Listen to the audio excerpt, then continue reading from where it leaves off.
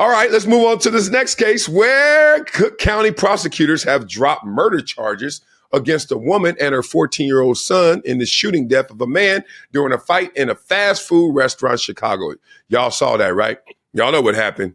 At least this video went viral. My goodness, it was disturbing. So the police said a 35-year-old woman, Carlicia Hood, was arguing with a man in line, and that's when police said her 14-year-old son came in. Now, 35-year-old mama, that's a young mama.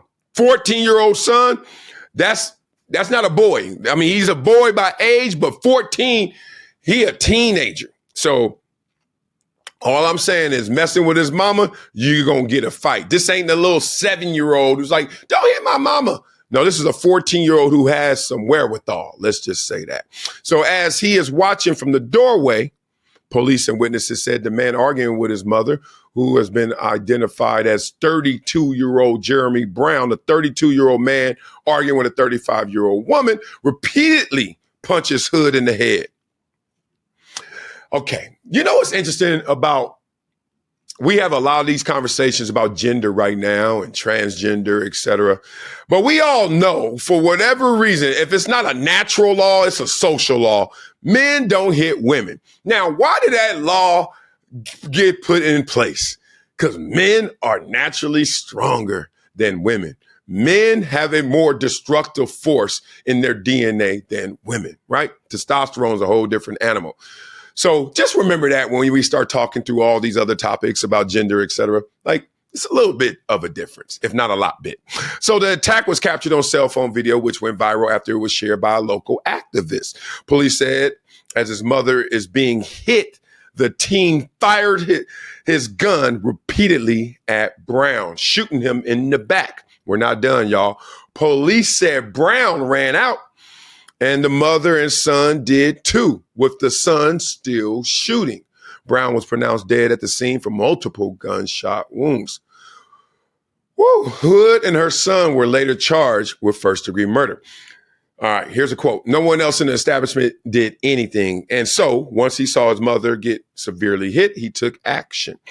The woman and her son have faced a first-degree murder charge. The woman also faced a felony count of contributing to the delinquency of a minor. Then they dropped all the criminal charges against her and her 14-year-old son, saying in a statement that based upon the facts, evidence, and the law, we were unable to meet our burden. Okay, let's look at this story in HD, hypothetical detective. 1, I can see where they were like contemplating and charging her with the first degree murder, because in their minds, I'm sure they were like, there was a certain point where when you shot him, your mother was no longer in grave danger, not danger. Like, first of all, it started off dangerous. Mama's in trouble. A 32-year-old man who looked big in the video I saw, regardless if he's little, he putting hands on your mama's head. He could kill her. Whether it's by the punches, whether it's by how she falls, a man can kill a woman. I'm sure a woman could kill a man too, but it's not conventional wisdom. A man could kill a woman. I could hit somebody and I could put some hands in their world and they're in grave danger. I'm a big dude. So I understand that part. But there was a moment when he got shot in the back. I'm sure he's not worried about your mama anymore. He's worried about himself, that they probably like, that's when it should have stopped. But it didn't stop. Now, it didn't stop, and they went outside, chased him outside, and kept shooting, kept hitting him with the bullets. Then he's dead. But when do you hit the pause button on that? When is your mother out of clear and present grave danger? Was a conversation they had, obviously supporting those charges. But then they had to come to a realization that this is a woman who has just been beaten by this man. So who knows what condition she's in? Certainly weakened. And a 14-year-old who's traumatized, who not only sees his mother's getting beaten to a pulp, but also is 14. Like, you shoot a dude, and then all of a sudden, what, the dude comes to you, come grab the gun from you, comes attacks you, etc.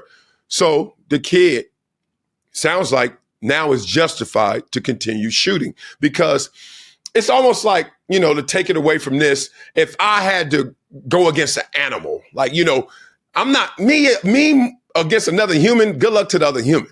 But me against an animal, it's like, I'm going to stop him, but I'm going to keep stopping him so he's done. You know what I'm saying? Not, I shot him and, he's not going to come back and hurt me anymore. I don't know that answer, and I'm not about to try and find out. And I think that's where this case went. I think it went through those waves. You guys feeling me on that? Wow. So then Cal Risha Hood has now filed a lawsuit against the city of Chicago and 5 police officers claiming that they were falsely arrested and maliciously prosecuted, and that she has also suffered emotional distress. Okay.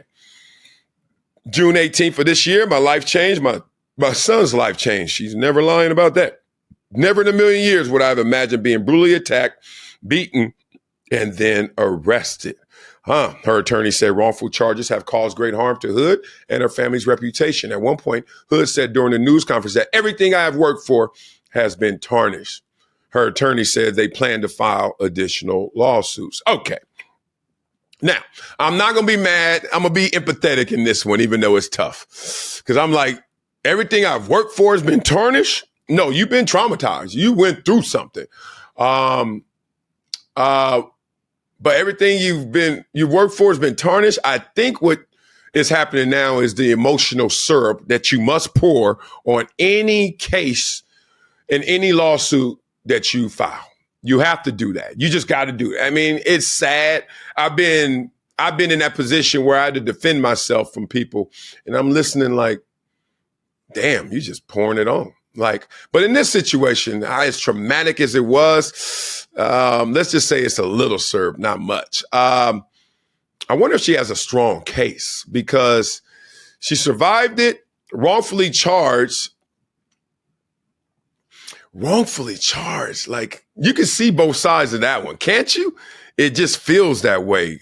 But something shifted their viewpoint, whether it's the court of public opinion because that video got out, or it's the fact that, like, when you hear, okay, your mom was getting hit and then you shot him in the back and kept shooting him dead. Okay. And you're a 14-year-old kid. I just see there's the reasonable doubt, and I also see the burden kind of being met and then realizing later through all the evidence that it wasn't met. Where are you guys on this? Did you think the video really changed this incident and shift the prosecutor's view of the case? Did the son do the right thing and not defending his mama? Hell yeah, and shooting him. Godly. But how would you have done it? You know, look, if somebody beat my mama, they already signed their death certificate. I'm just telling you, like, I'm sorry, brother. Like, there's no like leniency. Oh, you beat my mama and you weren't being lenient with her. So now anything I can do to stop you. Because if the kid runs up to the guy, let's just stop. The ones who said, oh, well, you should shoot him in the leg or you shouldn't shoot him at all. A 32-year-old man get ran up on by a 14-year-old boy. I'm just putting myself in that position. Why that boy run up on me? Now it's 2 people getting hit, right? So did he have to kill? One of the questions is, did he have to kill the man who attacked his mother? Based on all things considered, it feels like he did. The last thing you wanted to do is give this man another striking opportunity because he's already shown he's going to go all the way he was hitting your mom. Oh, man, tough case, tough situation, tough position to be in. And I'm going to follow that case to see where that ruling goes.